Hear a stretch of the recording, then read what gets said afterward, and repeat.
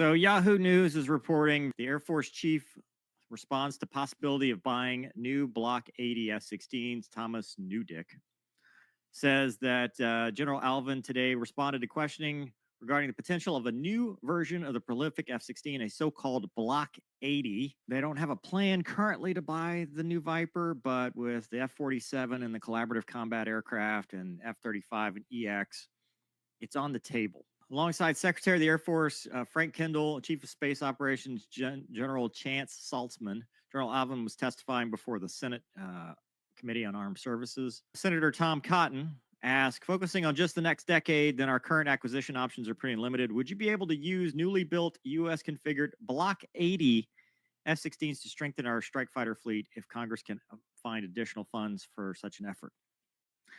And he said, looking at what that would be to take the export variant, adapt it to the Block 80, and the time it would take and where that would fall in production, I'd have to get back with you more details. So not really a no, but not really a yes. I'd really have to look at what the defense industrial base can do on that, because my sense is the current Block 70 is really eating up a lot of production lines and production capacity. So it's unclear whether there's even a Block 80. Lockheed Martin didn't say yes or no. And then there's more stuff on that. So that's the big takeaway.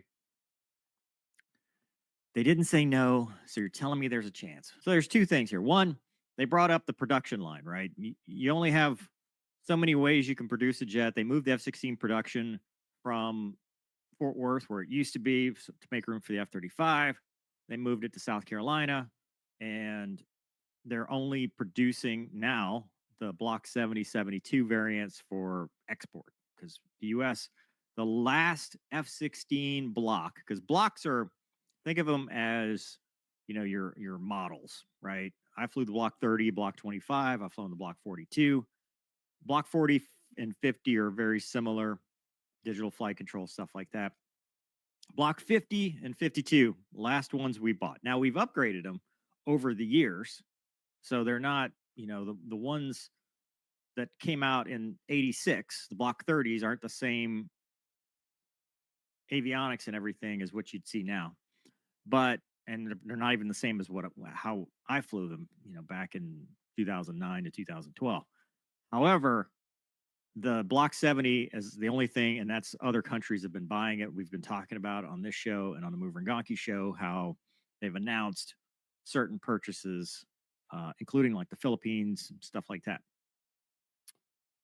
I don't know that a Block 80 exists, but I wouldn't doubt it, because all it is taking some of the technology from the F-35, and we've talked about them using the NGAD development and putting that technology in the F-35. So there's probably some tech that they can trickle down to the F-16. You've already got conformal fuel tanks on the Block 70. You've already got an ESA radar. You can probably upgrade that. You can probably update all the guts, just like they did with the EX, right?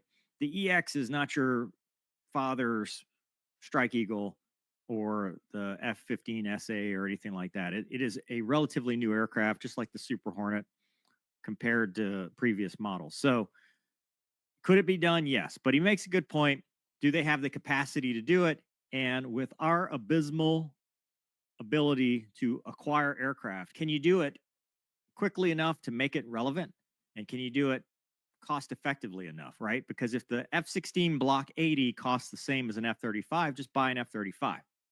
The idea being, and I've said this from the beginning, I think you need to have Gen 4.5, 5, 5.56. You need them all, because you need, day one of the war, the best tech to get in highly contested environments. And then on, day 69 of the war, that's when you need your F-16s.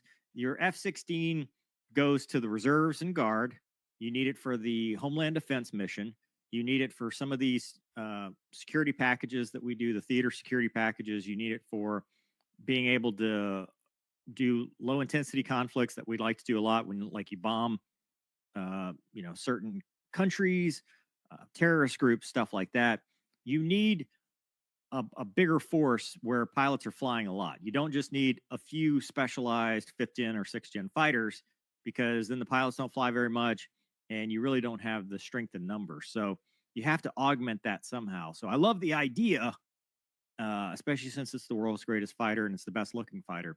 However, I don't know if it's that realistic because, the production line is set up for foreign material exports. And can we do it?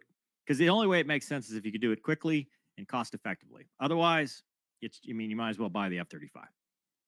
So, it's about numbers and it's about production.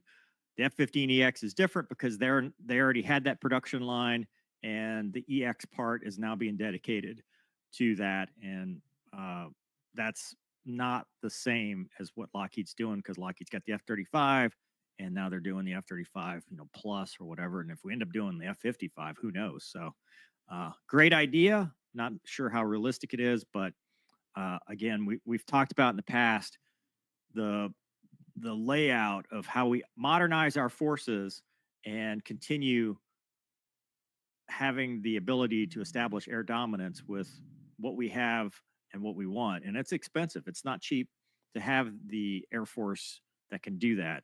So it'll be interesting to see if they're able to pull that off. I hate to be pessimistic, but I think it's just a headline that made me happy, but probably won't happen.